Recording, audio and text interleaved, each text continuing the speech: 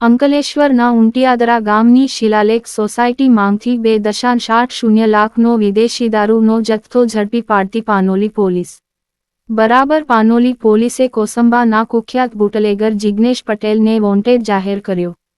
અંકલેશ્વર તાલુકાના ઉંટિયાદરા ગામની શિલાલેખ સોસાયટીના એક મકાનમાંથી પાનોલી પોલીસે ₹2,80,000ની કિંમતના વિદેશી દારૂનો જથ્થો ઝડપી પાડ્યો હતો.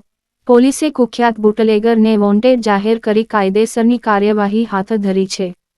અંકલેશ્વરના પાનોલી પોલીસ મથકનો સ્ટાફ પેટ્રોલિંગમાં હતો તે દરમિયાન કોસંબાનો બુટલેગર જિગ્નેશ કૌશિક પટેલે ઉંટિયાદરા ગામ પાસે આવેલ શિલાલેખ સોસાયટીના મકાન નંબર 6 માં વિદેશી દારૂનો જથ્થો સંતાડેલો હોવાની બાતમી મળી હતી.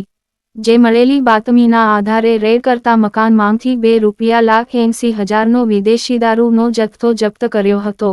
પોલીસે બુટલેગર જિગ્નેશ પટેલને વોન્ટેડ જાહેર કરી તેની વિરુદ્ધ ગુનો નોંધી વધુ તપાસ હાથ ધરી છે.